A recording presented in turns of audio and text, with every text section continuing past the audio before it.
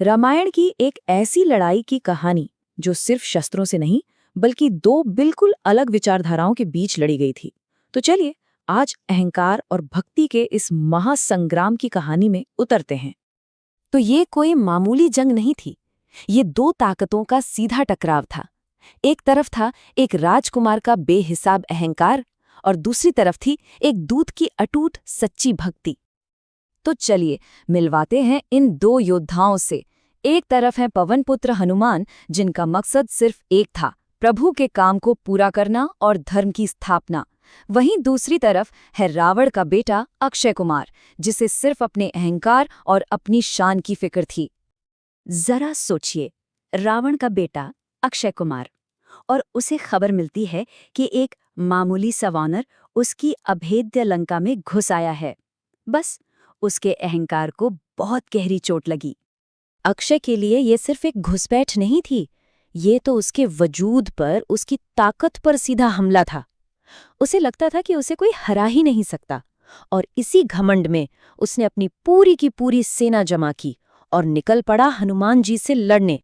और फिर वो पल आया जब दोनों आमने सामने खड़े थे। लेकिन यहाँ एक बहुत दिलचस्प मोड़ आता है। हनुमान जी ने सीधा हमला करने के बजाय अक्षय को धर्म के रास्ते पर आने का एक आखिरी मौका दिया। उन्होंने अक्षय कुमार को साफ साफ चेताया कि अधर्म का रास्ता छोड़ दे, वरना अंजाम बहुत बुरा होगा। अब सवाल ये उठता है कि क्या घमंड से भरा कोई राजकुमार ऐसी चेतावनी सुनेगा? बिल्कुल नहीं। अक्षय कुमार के लिए तो ये बस एक बंदर की बकवास थी जिसे उसने हंसी में उड़ा दिया। और अक्षय का जवाब क्या था? गुस्सा, अंधा गुस्सा। उसने अपने पूरे जोर से हनुमान जी पर एक ऐसा प्रचंड वार किया कि कहते हैं धरती तक कांप गई थी। और यहीं से कहानी पूरी तरह पलट जाती है। अब भक्ति की असली ताकत सामने आने वाली थी। देखिए, वो वार इतना जबरदस्त था कि एक पल के लिए तो पवनपुत्र हनुमान भी बेसुध हो गए और जमीन पर गिर पड़े। लेकिन ये बेहोशी बस एक पल की थी।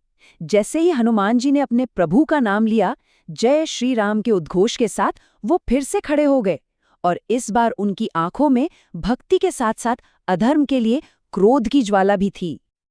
और फिर हनुमान जी ने धारण किया अपना विराट रूप। उनका वो विशाल ब्रह्मांडीय रूप देखते ही अक्षय कुमार की पूरी सेना का दिल दहल गया। बस अब खेल खत्म होने वाला था।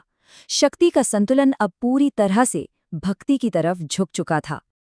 अपने उसी विराट रूप में हनुमान जी ने एक विशालकाय पेड़ को ऐसे उखाड़ा मानो कोई तिनका हो, और फिर अपनी पूरी ताकत से एक ही प्रहार में अधर्म का अंत कर दिया।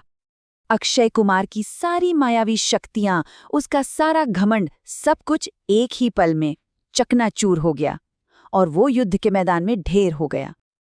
तो ये कथा हमें एक बहुत बड़े सवाल पे लाके छोड़ देती है कि अहंकार की ताकत बड़ी है या फिर सच्ची भक्ति की। ये सोचने वाली बात है कि असली शक्ति का स्रोत आखिर है क्या, घमंड या फिर श्रद्धा।